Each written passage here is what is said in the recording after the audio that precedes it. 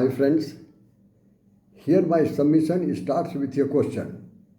Question is President Trump weaponizing tariff as a negotiating tactic or as a tool to contain India? Answer to this question is best known to President Trump only. Anyway, this is in fact a debatable proposition. However, if at all American officials are believed, then India is a greater national security threat to USA, even greater than China and Russia. India's fastest economic growth seems to have scared President Trump. So has he arbitrarily imposed unusually highest tariff means 50%, on India amongst others. President Trump seems to be whimsically adamant to disrupt and to destroy India's trade. In view of it, India needs to search for an appropriate alternative to the USA. If India has to turn her face from USA to elsewhere, some good face is required. Here suppose what are the alternatives to USA? Here there are three options. First option is RIC. RIC means India, Russia, India, China nexus.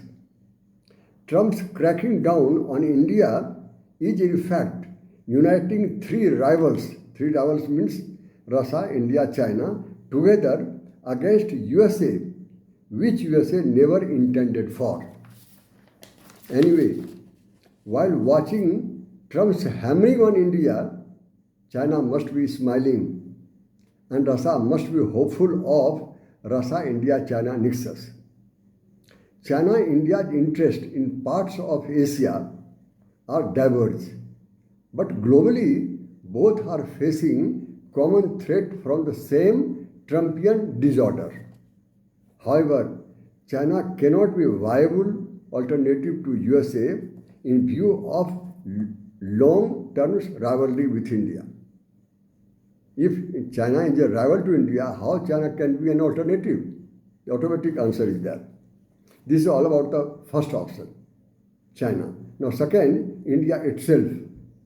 If India develops its own manufacturing, technology, raw material and defense equipment at least, then India does not need any alternative to USA. However, India's recent experience is not encouraging. There are three recent experiences which are not encouraging.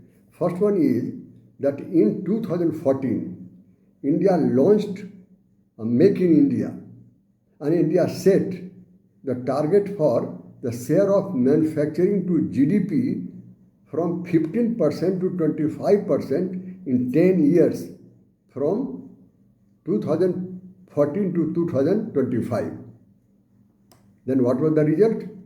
Result was unfortunate. The result was it dropped to 14%, even lesser than 15% of 2014. Then this was discouraging, that's why I said it. It was not successful. Then second attempt India made in 2019. India identified 14 key sectors and introduced PLI. PLI means that production linked incentives. And for these incentives, India had allotted $26 billion to be given as incentives to those who have achieved the target. But here also only marginally achievement. There was no sufficient achievement. This is also discouraging. Third attempt India is making every year, and that is about research and development. If you want technology, then you have to go for research and development. How much India spends on it, on R&D, in comparison with USA and China? Let us see first about USA. USA spends every year on R&D, it is $784 billion. And how much China? China is just lesser than USA. China spends $723 billion. And India India, you'll be shocked to see, India spends only $71 billion. $71 billion is just 10% of the spending of USA and China. If this is so less an spending on R&D, how India can compete in the achievement of technology with USA and China? This is what the reality is before us.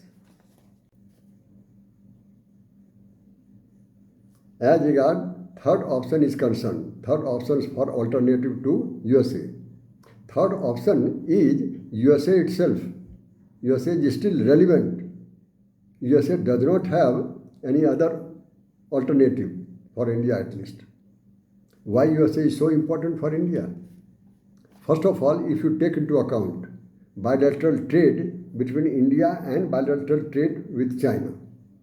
If you look into bilateral trade between USA and India, it is surplus by $45 billion in favor of India. And China, India-China bilateral trade is just opposite to USA. It is deficit of not only $45 billion, but it is $98 billion. There is a huge difference between bilateral partnership between USA and China of India. So USA is preferred, much preferred than China. Number two, China is a common enemy, number one common enemy of both India also and China also. So is China is still relevant. Then India and China are counterweight to each other to China. Then fourth one is strategic partnership between USA and China is a special one. No alternative to each one of them. If India is no longer strategically close to USA or USA vice versa with India, then none of the two has any alternative. USA is the best strategic partnership for India and India is also for the USA.